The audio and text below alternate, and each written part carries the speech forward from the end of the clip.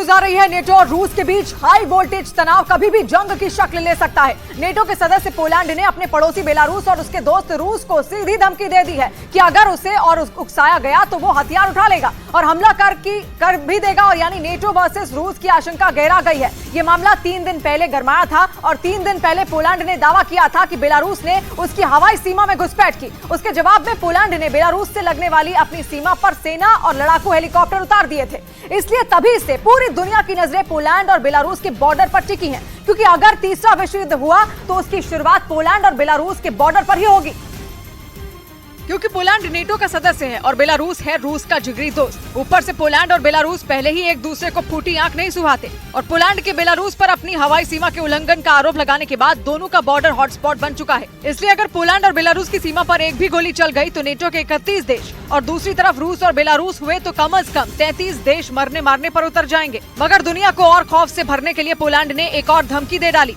उसने साफ साफ कह दिया कि उसने बेलारूस की सीमा पर अपने जो लड़ाकू हेलीकॉप्टर तैनात किए हैं वो खतरनाक हथियारों से लैस हैं। इसलिए अब अगर बेलारूस ने चूं भी की तो पोलैंड के हेलीकॉप्टर उसे छलनी कर डालेंगे। और इसके साथ पोलैंड बेलारूस में पुतिन की प्राइवेट आर्मी वैगनर ग्रुप की मौजूदगी पर भी भड़क गया। उसने बेलारूस को तो धमकाया ही, साथ ही नेटो को भी चेताया। और जून में पुतिन के खिलाफ नाकाम बगावत छेड़ने के बाद वैगनर ग्रुप के लड़ाकों को रूस से बेलारूस भेज दिया गया था।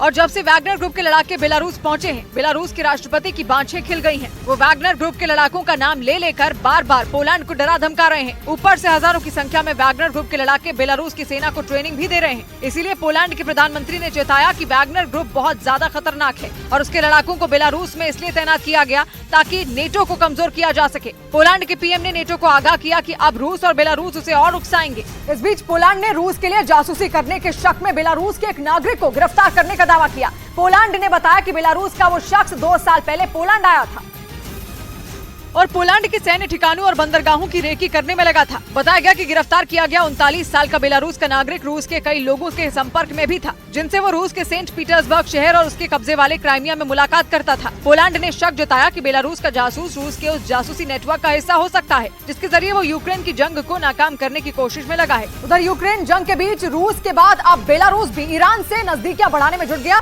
ईरान की मीडिया के मुताबिक उनके रक्षा मंत्री ने एक रोज पहले ही बेलारूस के रक्षा मंत्री के साथ बैठक की, जिसमें दोनों देशों के बीच सैन्य सहयोग बढ़ाने का फैसला लिया गया। इससे पहले ईरान पर यूक्रेन के खिलाफ लड़ाई के लिए रूस को हथियार देने के आरोप लगते आए हैं। यानी जंग ने रूस और ईरान के बीच रिश्तों को मजबूत करने का काम किया। वहीं ईरान के साथ साथ रूस और बेलारूस भी अमेरिका समेत कई पश्चिमी देशों के लगाए प्रतिबंधों का सामना कर रहे हैं। दावा किया गया कि अमेरिका समेत पश्चिमी देशों के ये विरोधी देश एक दूसरे से रिश्ते मजबूत करने में जुट गए ताकि एक ऐसा गुट बनाया जाए जो वक्त आने पर अमेरिका समेत पश्चिमी देशों से मुकाबला कर सके।